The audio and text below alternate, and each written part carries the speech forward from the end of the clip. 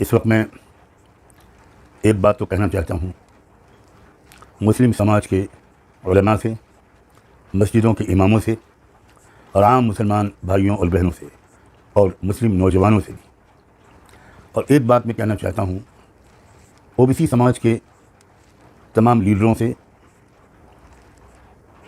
भाइयों और बहनों से, ओबीसी समाज के नौजवानों से, स्कूलों और कॉलेजों में ओबीसी समाज के से ताल्लुक़ रखने वाले टीचर्स और स्टूडेंट्स से, युवाओं से, युवतियों से और इसी तरह दलित समाज से ताल्लुक़ रखने वाले तमाम भाइयों, बहनों, नौजवानों से, उनके लीडरों से, उनके सियासी पॉलिटिकल लीडरों से भी और उनके जो बुज़ुर्ग हैं उनसे भी।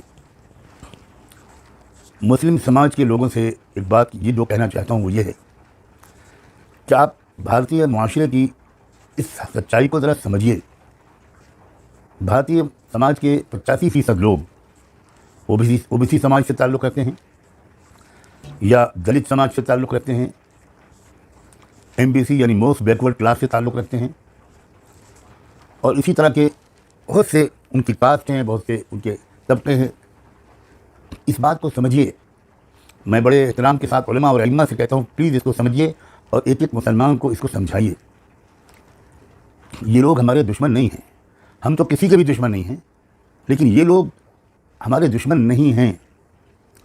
हो ये रहा है कि इनको हमारा दुश्मन बनाकर, इनको कभी कावड़ियों के रूप में, कभी किसी और रूप में, किसी और यात्रा में निकाल कर, कभी कोई और धार्मिक रूप रखने वाले किसी कार्यक्रम में शामिल करके इनको हमारे ऊपर उकसाकर, गुस्सा दिलाकर हमारा दुश्मन बनाया जा रहा है उन लोगों की तरफ से जो ये सब करके अपनी रोटियां सेक रहे हैं। कभी आपने देखा है कि कावड़ियों में किसी अपर कास्ट का नौजवान भी आया हो? कभी किसी मजहबी कार्यक्रम में, नाच गाने में, नौटंकी में, किसी जुलूस में कभी आपने देखा है कि किसी अपर कास्ट का कोई नौजवान शामिल हुआ? ये जितने बड़े बड़े मंत्री हैं, मुख्यमंत्री हैं, उनका कोई बेटा आपको कभी आज तक नज़र आया है? इनके बेटे यूरोप और अमेरिका में पढ़ते हैं और भारत का ड्रेस भी नहीं पहनते। इनको आप देखेंगे वहाँ तो पहचानेंगे भी नहीं। ये अपनी फैमिली के किसी नौजवान को इन सब कार्यक्रमों में शामिल नहीं करते। उनके भविष्य बनाने के लिए, उनका फ्यूचर बनाने के लिए उनको हाई एजुकेशन दिलाते हैं और इन सब झगड़ों से उनको बिल्कुल दूर रखते हैं। आप मुसलमान इसको समझें। इसलिए ये जो क्लास है जो हर तरफ फैला हुआ है, यही लोग हैं जिनको हम हिंदू समझते हैं। ये ओबीसी समाज के लोग हैं जिनकी आबादी, देश की आबादी की आधी आबादी से ज़्यादा ओबीसी समाज के लोग हैं। 54% से भी ज़्यादा सरकारी आंकड़े के मुताबिक ओबीसी समाज के लोग हैं। इनको दुश्मन मत समझिए। अगर ये दुश्मन बन गए हैं तो इनको दोस्त बनाइए। इनकी गलतफहमियों को दूर कीजिए। अपने आस पड़ोस में, मोहल्ले में आप नज़र डालिए। असल में आप जानते नहीं भारतीय समाज की व्यवस्था को। आप इन सबको हिंदू समझते हैं और हिंदू भी क्या दुश्मन समझते हैं? नहीं, ऐसा नहीं है। इनसे जब आप करीबी ताल्लुकात बनाएंगे तो फिर धीरे धीरे ये जानेंगे कि भाई ये मुसलमान हमारे दुश्मन नहीं है। ये क्या हमको बताया जा रहा है? इसी समाज के लोग हैं जो आज भी मस्जिदों के दरवाज़ों पर, जिनकी महिलाएं अपने बच्चों को लेकर खड़ी रहती हैं कि आप फूंक छोड़ देंगे तो उनके बच्चे की बीमारी दूर हो जाएगी। ये इसी समाज के लोग। कोई 15% अपर क्लास के जो समाज है उसके लोग नहीं आते आपके पास। और हम तो उनके भी दुश्मन नहीं हैं और उनमें भी सब बुरे नहीं होते। लेकिन जो लोग इस वक्त हमारे देश की राजनीति पर छाए हुए हैं वो वही लोग हैं जो उसी 15% समाज से ताल्लुक़ करते हैं और वो इनको इस्तेमाल करते हैं सिर्फ अपनी रोटियां सेकने के लिए। इनको अधिकार नहीं देते, इनको सम्मान नहीं देते। खुदा के लिए मुल्क की जो ये सूरत हाल है इसको समझिए। कब समझेंगे आप? अभी जो कुछ हुआ है, ये कौन लोग थे जो कावड़ियों के रूप में आए थे? ये तो इन्हीं लोगों को इस्तेमाल करते हैं। ये रोजी रोजगार से न लग जाएँ, ये पढ़ने लिखने न लगें तो वे तीर से दो शिकार करते हैं। मुसलमानों को भी नुकसान पहुँचाते हैं, मस्जिदों को जलाते हैं और इनको अपना गुलाम बनाए रखते हैं। इनको उठने नहीं देना, उभरने नहीं देना। इनको किसी स्पोर्ट में, किसी चीज़ में आगे नहीं बढ़ने देते। आप सोचिए ज़रा कि अब तो जाट समाज को पुकार रहे हैं कि आ जाओ हमारे साथ हमला करो मुसलमानों पर। दिल्ली में जो पहलवान लड़कियां बैठी थी वो भी तो जाट थी। उनके साथ क्या शुरू किया गया है? बाल पकड़ कर घसीटा गया है उन लड़कियों को। किसान जो साल भर तक बैठे रहे और 750 या 700 किसान उसमें बेचारे मौत के शिकार हुए अपने एहतजाज में, वो भी तो जाट थे। उस वक्त जाट अपने रिश्तेदार नज़र नहीं आए। अब जब जाटों को इस्तेमाल करने की ज़रूरत पड़ी तो जाटों की खुशामद हो रही है। इसलिए मैं आप मुसलमानों से कहता हूँ कि आप इन सब बिरादरियों के लोगों से करीबी ताल्लुकात कायम कीजिए, किसी भी तरह इनकी गलतफहमियों को दूर कीजिए, राब्ते बढ़ाइए। उलमा से कह रहा हूँ कि ये बात मुसलमानों को समझाइए। मस्जिदों के इमामों से गुजारिश कर रहा हूँ कि आप ये बात जानिए और समझाइए, की जानकारी फैलाइए,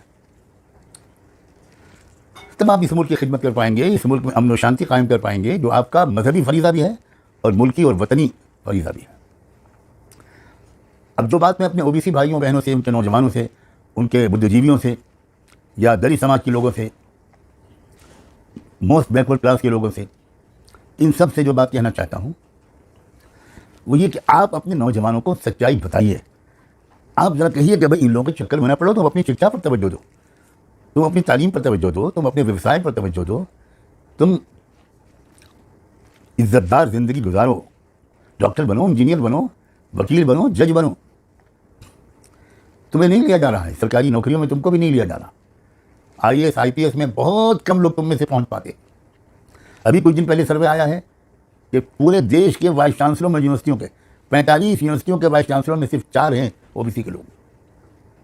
तो मेरे अजीज नौजवानों, आप ओबीसी से हो ताल्लुक़ रखते हो या दलित समाज से या जाट बिरादरी से, किसी से भी, आप अपने कैरियर पर, अपने फ्यूचर भविष्य पर आप ज़रा तवज्जो दो, किसी के भड़काने और रुखसाने में ना हो। मुसलमानों को बताओ कि हम आपके दुश्मन नहीं हैं। अगर हमसे कभी इस तरह की कोई बात हुई हो तो हमारी भूल थी, गलतफहमी थी। आइए एक नई ज़िंदगी शुरू करें और मिलजुल कर देश को मजबूत करें, देश को कम से कम दुनिया की तीसरी बड़ी आर्थिक ताकत बनाएं।